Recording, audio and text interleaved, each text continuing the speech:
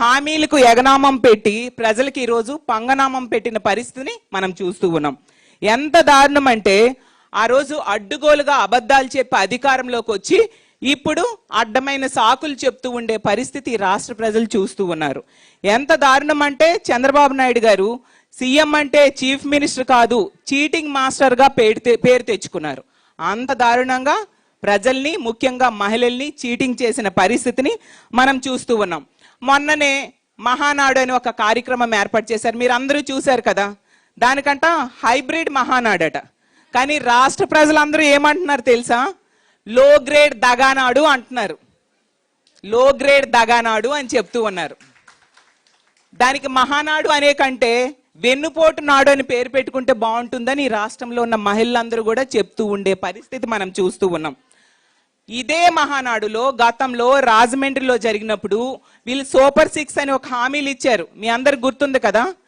ఆ తర్వాత ఎన్నికలు అయిపోయాక 2 మహానాడులు అయిపోయాయి. ఆ సూపర్ 6లో ఏ ఒక్క హామీ కూడా సరిగ్గా అమలు చేయని పరిస్థితిని మనం చూస్తూ ఉన్నాం ఈరోజు. ఎందుకంటే మేనిఫెస్టోని 420 మేనిఫెస్టోగా ఈరోజు మార్చేసిన పరిస్థితి. ఈరోజు ఈ 2 ఏళ్ల పాలనలో ఎంత దారుణం అంటే ప్రతి ఆడబిడ్డకి వెన్నుపోటు పొడిచారు. అలాగే సొగాలి ప్రీతి తల్లికి వెన్నుపోటు పొడిచారు, గుర్తుంది కదా. అలాగే నిరుద్యోగ మహిళలకు వెన్నుపోటు పొడిచారు. అలాగే ఉద్యోగస్తులైన మహిళలకు వెన్నుపోటు పడడం జరిగింది. 50 ఏళ్ళ నిండిన మహిళలకు కూడా వెన్నుపోటు పొడిచారు, ఎందుకంటే పెన్షన్ ఇస్తానని ఇవ్వకుండా. అలాగే మహిళా వాలంటీర్లకు వెన్నుపోటు పొడిచారు. డ్వాక్రా మహిళలకు వెన్నుపోటు పడవడం జరిగింది. బీసీ మహిళలకు వెన్నుపోటు పొడిచారు.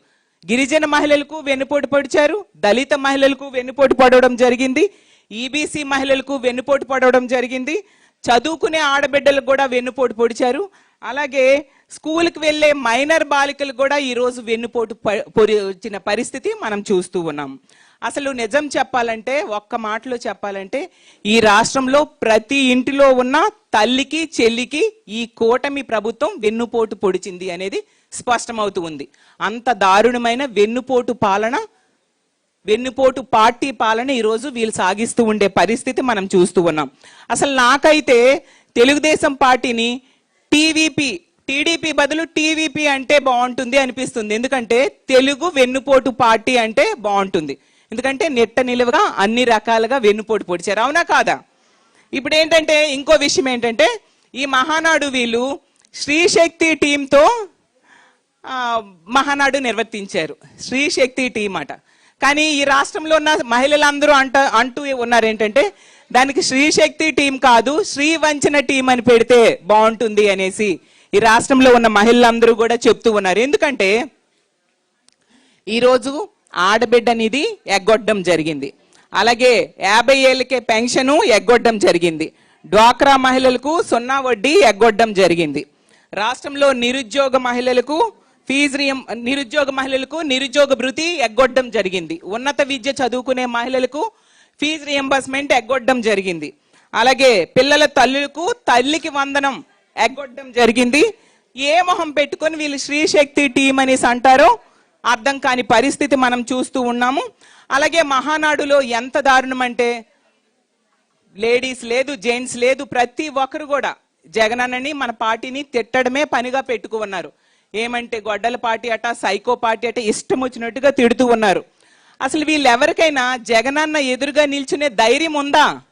జగనన్న ఎదురుగా నిల్చుంటే వెన్నులో వణుకొచ్చేసే మనుషులు వీళ్ళేమో జగనన్న కోసం మాట్లాడుతూ ఉండే పరిస్థితి మనం చూస్తూ ఉన్నాం. మహానాడులో వీళ్ళు మాట్లాడితే ప్రతి ఒక్కరు కూడా పెద్ద పెద్ద డైలాగులు చెప్పారు. బోత్ ఆర్ నాట్ సేమ్ అనుకుంటూ. మేము కూడా అదే చెప్తూ ఉన్నాం. మీ తెలుగుదేశం పార్టీకి మా వైఎస్ఆర్ కాంగ్రెస్ పార్టీకి నక్కకి నాగలోకానికి ఉన్నంత తేడా ఉంది. బోత్ ఆర్ నాట్ సేమ్ అని మనము చెప్తూ ఉన్నాం. ఈరోజు తీసుకుంటే విలువలు విశ్వసనీయతకు బ్రాండ్ అంబాసిడర్ గా జగనన్న ఉంటే, అధికారం కోసం అడ్డమైన వాళ్ళ కాళ్ళు పట్టుకునే మీరెక్కడ? అందుకే బోత్ ఆర్ నాట్ సేమ్ అని మేము చెప్తూ ఉన్నాము. తెలుగువాడి పౌరుషాన్ని ఢిల్లీ వాళ్ళకు రుచి చూపించిన జగనన్న ఎక్కడ?